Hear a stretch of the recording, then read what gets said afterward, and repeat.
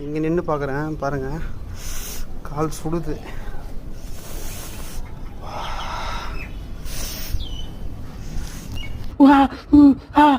தலைவரே, இந்த இடத்துல நின்னா கால் ரொம்ப சுடுதுங்க, அந்த பெயிண்ட் அடிக்கிறதுனால.